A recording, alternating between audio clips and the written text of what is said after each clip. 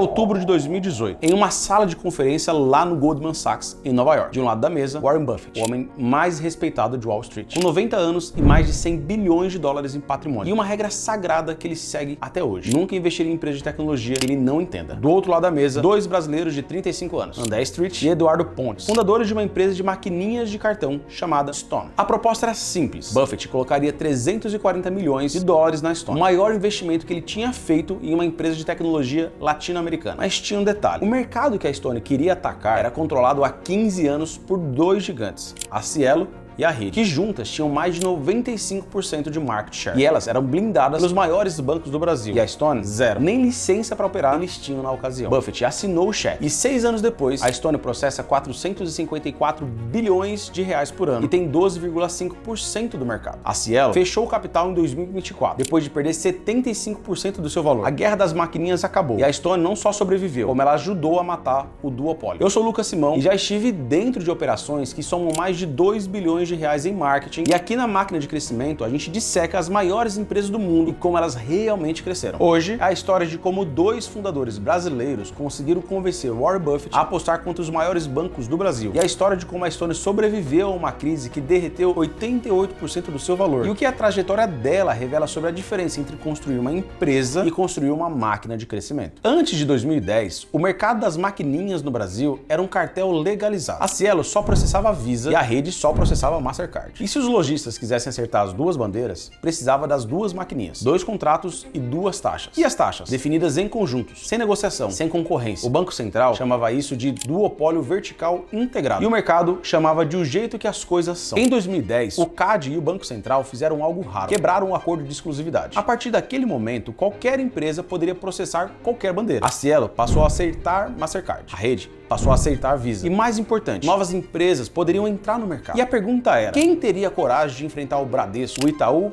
e o Banco do Brasil em campo aberto? André Street e Eduardo Pontes já tinham uma história juntos. Eles tinham fundado a Braspag em 2005, uma processadora de pagamentos que foi vendida anos depois. Eles conheciam o mercado por dentro e viram uma coisa que os incumbentes não queriam ver: o duopólio tinha criado uma cultura de desprezo pelo cliente, atendimento por call center, taxas abusivas e o prazo de 30 dias para receber dinheiro de vendas à vista. Para os bancos, a loja era um custo. Para Street e Pontes, isso era uma oportunidade. Em 2012, fundaram a Stone com uma tese provocativa: e se a gente tratasse o dono da padaria como se ele fosse um CFO de uma grande multinacional? A Stone não inventou a maquininha, ela não tinha tecnologia superior, ela não tinha as taxas dramaticamente menores no começo. O que ela tinha era uma obsessão que parecia loucura para quem olhava de fora. A primeira engrenagem desse motor são os anjos verdes. Enquanto a Cielo e a Rede operavam com call centers terceirizados, a Stone criou uma própria rede de atendimento presencial com funcionários próprios, em todo o Brasil, disponíveis em horas e não em dias. Se a maquininha quebrava, o técnico ia lá até o lojista e não esperava o lojista ligar reclamando. Parece óbvio, não é verdade? Mas no mercado onde o padrão era 48 horas de espera no telefone, isso era revolucionário. A segunda engrenagem desse motor era a antecipação de recebíveis. No modelo tradicional, o lojista vendia no cartão e recebia somente 30 dias depois. A Stone ofereceu antecipação. O dinheiro caía em 2 dias. Isso resolveu o problema de fluxo de caixa de milhões de pequenos negócios e criou uma fonte de receita adicional para a Stone: a taxa de antecipação. A terceira engrenagem desse motor é a integração de software. A Stone não queria só vender uma empresa de maquininha, ela queria ser o sistema nervoso do comerciante. Ela desenvolveu software de gestão, adquiriu a Lynx por 6,7 bilhões de reais, criou conta digital, cartão de crédito para capital de giro. A lógica era simples: quanto mais serviços o cliente usa, maior o custo da troca e maior a receita por cliente. Os números comprovam essas ideias. Em 2014, o primeiro ano de operação, a Stone tinha 500 funcionários. E em 2018, no ano do IPO, eram 5 mil. O volume processado saiu de 0 para 100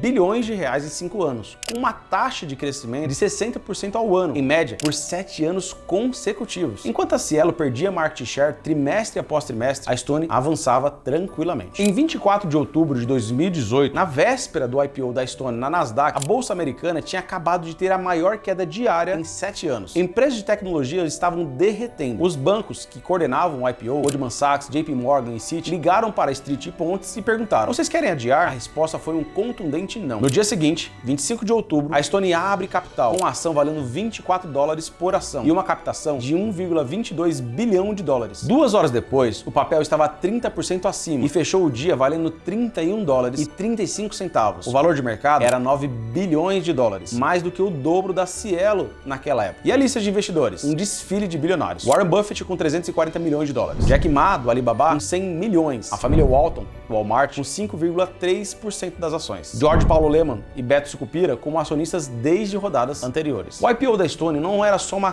captação de recursos, foi uma validação da tese. O mercado estava dizendo o seguinte: dá para quebrar o oligopólio bancário brasileiro. E mais, dá para fazer isso com uma empresa de atendimento ao cliente, não como uma empresa de tecnologia pura. Depois do IPO, a Stone tinha munição e usou com força. Ela expandiu a rede de atendimento, baixou as taxas e lançou a marca Tom para microempreendedores. Ela comprou inclusive a Lynx para integrar o seu software e fez algo que irritou profundamente as incumbentes. Virou uma empresa mais ativa do CAD, denunciando práticas anticompetitivas, questionando contratos de exclusividade, forçando investigações contra a Cielo, contra a rede, inclusive contra a GetNet. Os bancos não assistiram parados. A Cielo cortou taxas, lançou produtos novos, tentou copiar o modelo de atendimento, mas tinha um problema estrutural. A Cielo era controlada pelo Bradesco e pelo Banco do Brasil. 2 bancos, 2 donos, 2 agendas. Qualquer decisão estratégica virava uma negociação política. Enquanto isso, a Stone tinha um fundador no comando, tomando as decisões em horas e não em dias. Sabe qual foi o resultado dessa guerra? Em 2018, a Cielo valia 72 bilhões de reais na Bolsa de Valores. Em 2024, ela fechou o capital valendo 18 bilhões de reais. Isso representa uma queda de 75%. A rede foi absorvida pelo Itaú. Já a GetNet saiu da Bolsa de Valores após uma decisão do Santander. As 3 maiores adquirentes do Brasil foram engolidas pelos seus próprios controladores, porque não conseguiram mais competir de forma independente. A Stone e o PagBank, as duas insurgentes, hoje têm juntas cerca de 25% do mercado de maquininhas no mercado brasileiro. Se a história terminasse em 2021, a Stone seria um caso de livro, mas não terminou. Foi em 2021 que a Stone decidiu acelerar na vertical de crédito. A lógica parecia muito sólida. Se a empresa já conhecia o fluxo de caixa do lojista, podia emprestar dinheiro com risco muito controlado. O problema foi que a execução foi agressiva demais. A inadimplência explodiu. O sistema de registro de recebíveis do Banco Central não funcionou como esperado e a Stone não comunicou os problemas a tempo. A queda foi brutal. Em fevereiro de 2021, a ação da Stone bateu $94, um recorde histórico. Um ano depois, em fevereiro de 2022, estava $11, uma queda de 88%, com 25 bilhões de dólares simplesmente evaporados. 132 bilhões de dólares em valor de mercado destruídos em 12 meses. Warren Buffett vendeu 25% da sua posição. Outros investidores fugiram e a narrativa de a fintech que derrotou os bancos mudou para mais uma startup que não soube crescer. O que aconteceu com a Stone entre 2021 e 2022 é um alerta para qualquer empresa que confunde crescimento com aceleração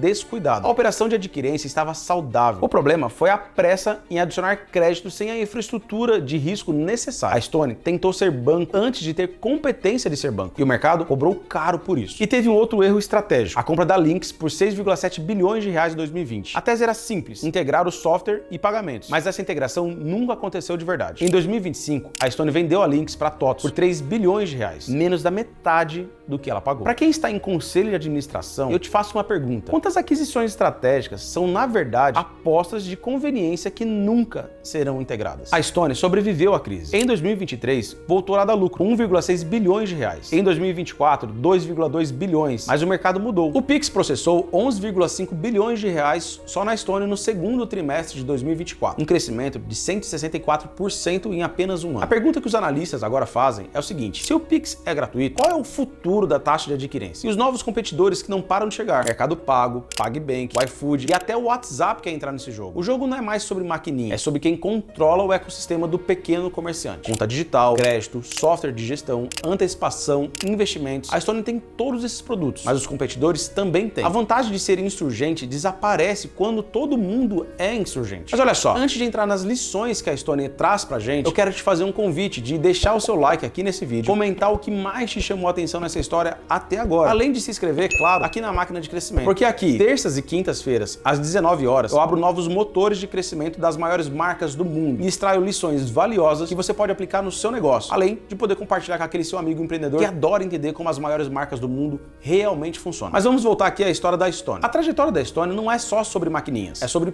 padrões. Padrões que separam empresas que crescem de empresas que constrói máquinas de crescimento. O primeiro padrão que a gente enxerga é que eles atacaram a arrogância das incumbentes. A Cielo e a Rede tratavam o cliente como custo. A Stone tratou como ativo. Em mercados oligopolizados, a brecha geralmente não é tecnologia, é cultural. E a pergunta para quem decide em negócios é onde está a arrogância no seu mercado? Quem está tratando o cliente como inconveniência? O segundo padrão é que eles usaram o regulador como alavanca. A Stone não só esperou o CAD agir, ela foi até o CAD, denunciou, pressionou, usou o processo regulatório como uma ferramenta competitiva. A pergunta que eu faço para você é: a sua empresa está jogando dentro das 4 regras que existem ou está ajudando a reescrever as regras? O terceiro padrão: eles quase morreram por expandir rápido demais. A crise do crédito em 2021 e 2022 mostrou que crescimento sem infraestrutura é suicídio em câmera lenta. Eu vou te fazer uma pergunta aqui: quanto do seu orçamento de marketing compensa falhas no produto? E quanto de fato amplifica um produto que já converte? Se você quer descobrir essa equação, o link para a gente poder conversar está no primeiro comentário. Não é um curso e muito menos uma mentoria em grupo, é um diagnóstico estratégico para quem investe mais de R$1 milhão em mídia por mês. A gente precisa conversar. A Stone provou que dá para derrubar um oligopólio bancário do Brasil, mas também provou que crescer rápido e crescer certo são coisas diferentes. Se você lidera uma operação de marketing, eu tenho uma pergunta especial para você. Você está construindo uma empresa ou você está construindo uma real máquina de crescimento? Porque construir uma empresa, qualquer um faz. Agora, construir uma máquina é outro jogo. Se inscreve na Máquina de Crescimento. Toda terça e quinta, às 19 horas, tem uma nova análise para você. Bom, é isso e a gente se vê no próximo episódio. Joe, você sabia que tem um monte de gente que usa antecipação de recebíveis para poder ter o fluxo de caixa saudável dentro da empresa, mas elas mal sabem que perdem muito dinheiro com isso?